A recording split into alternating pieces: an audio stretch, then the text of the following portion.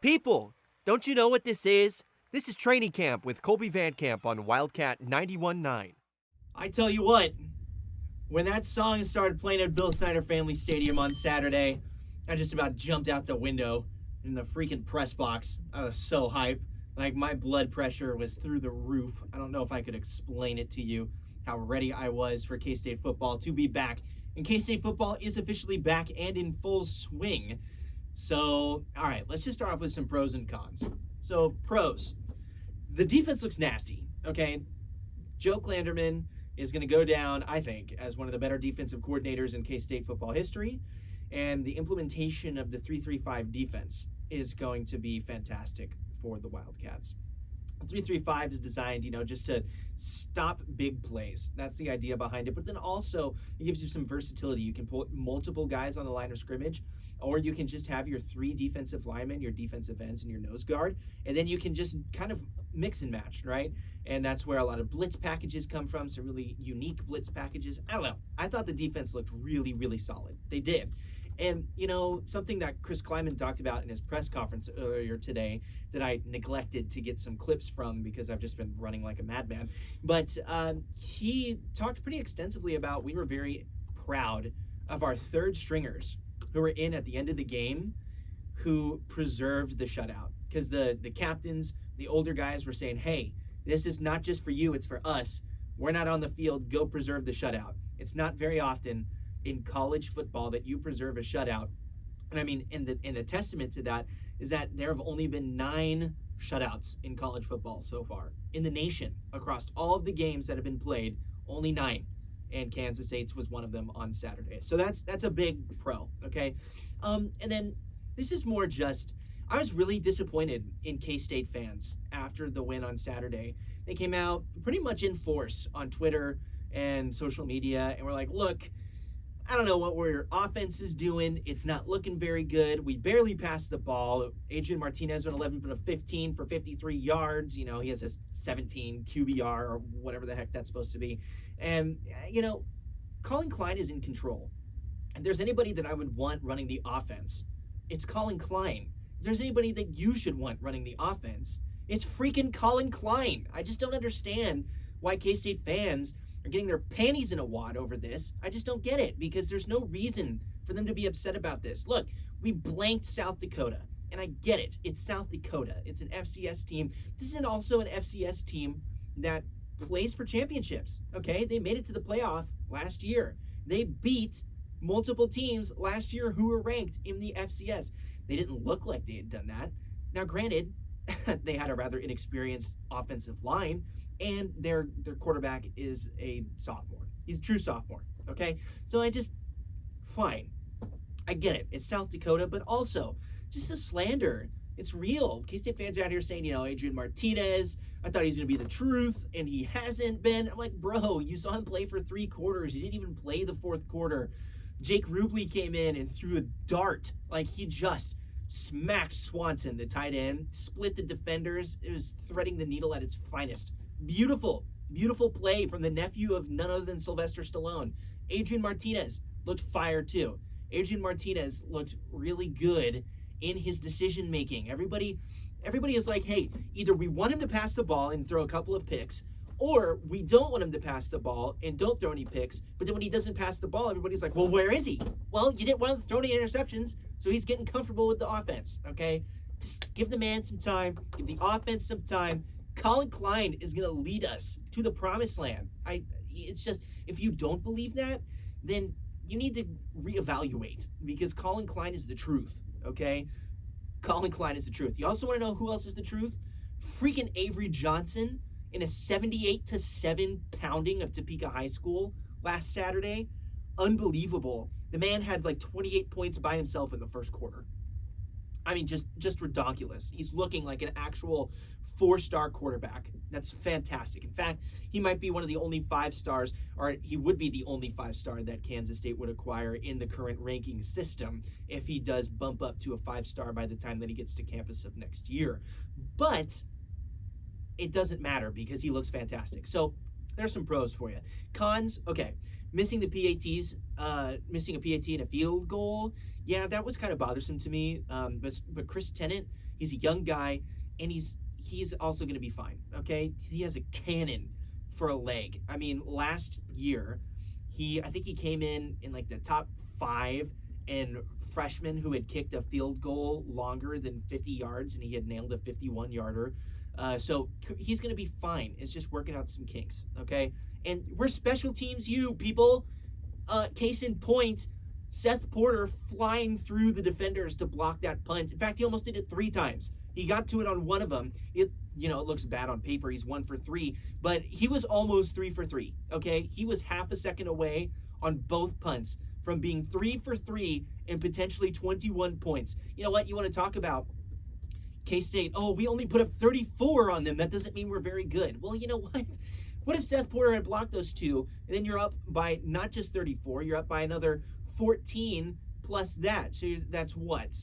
48 points to nothing? 48 to nothing? That's a big score. I don't know. It's just, again, this idea that, oh, we should have destroyed them. I think we could have if we wanted to, but we didn't want to. They wanted to get some young guys in. They wanted to get some young guys some experience. And Colin Klein, rightfully so, didn't want to show his hand in what he was doing offensively. Because if there's a game you do want to beat and you do want to win, it's Missouri. You want to take them out to the Woodhouse on Saturday, and you want to beat the crap out of them. That's what you want to do if you're Kansas State.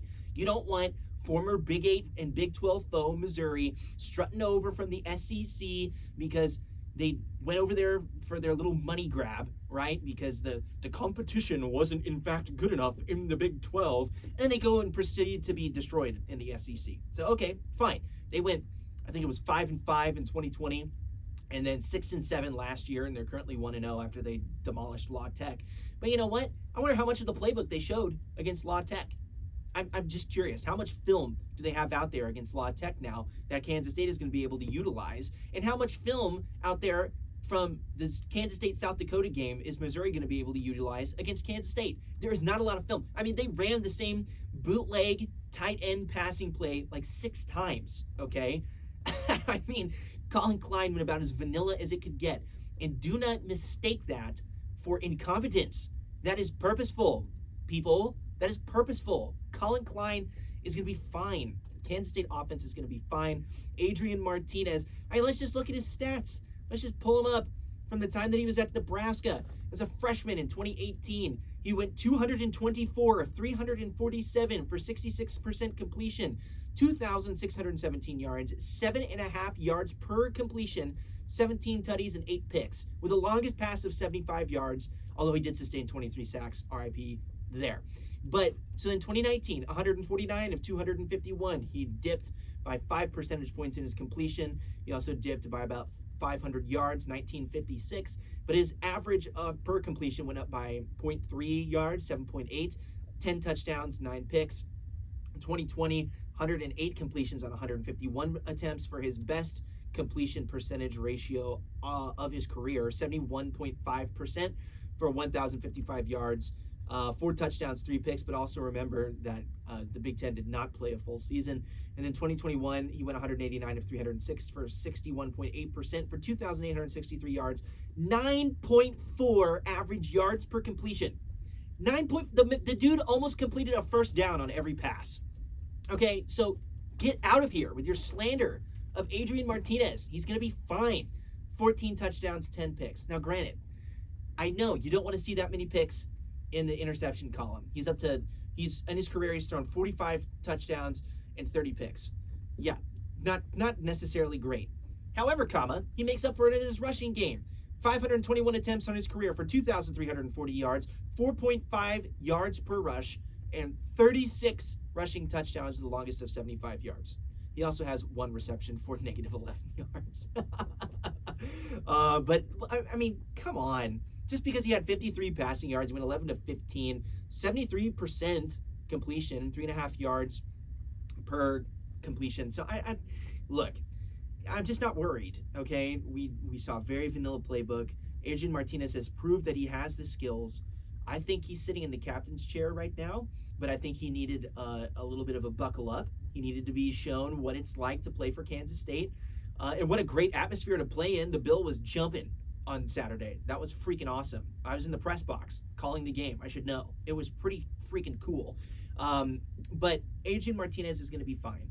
And Colin Klein and Chris Kleiman and Joe Klanderman, hilariously, the defense looked disgusting. They looked so good. And I guarantee that if Colin Klein is saying, we're not going to show our playbook on offense, Joe Klanderman saying, we're not going to show our playbook on defense, their defense destroyed South Dakota. The starters held them to 99 total yards in the first half by themselves. I mean, give me a break. They were blocking punts and picking up the ball. Sincere Mason coming back from a huge season-ending injury last year that was rather serious, according to Chris Kleiman, and making his first interception of the year. I mean, it was just beautiful.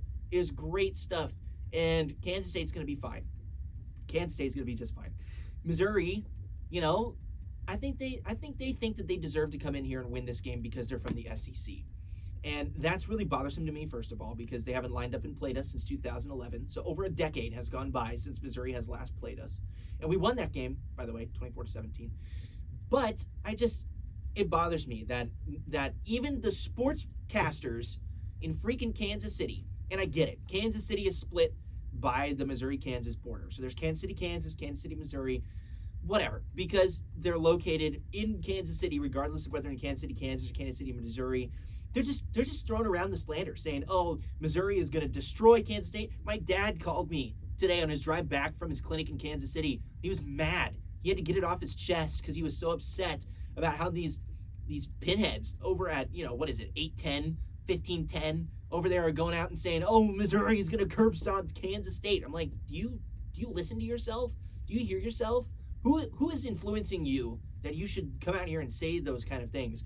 Because Las Vegas currently has the spread at 7.5 points in favor of Kansas State. They say it's going to be a close game. I think that Missouri might run into a buzzsaw. I'm not even kidding. If Kansas State and their defense, with their third stringers in the second half, still blank South Dakota, granted, South Dakota missed on some opportunities. But then again, so did Adrian Martinez, and it wasn't even his fault. He threw one of the most beautiful passes I've seen thrown in Bill Snyder Family Stadium in a long time. And Skylar Thompson was a good passer. He threw one of the nastiest passes I've ever seen to Phillip Brooks. And if he didn't have two defensive backs literally hanging off of his back plate, he would have completed that for a touchdown. It was nasty. It was like a 75-yard passing play from Martinez as he rolled out to his left. It was disgusting. He lined up and zinged it down the field. He threw Phillip Brooks open. And if it hadn't been for the two defenders that were literally on top of him, he probably would have completed it. And then also he threw open, again, heads up, mature veteran play. He threw open DJ Giddens.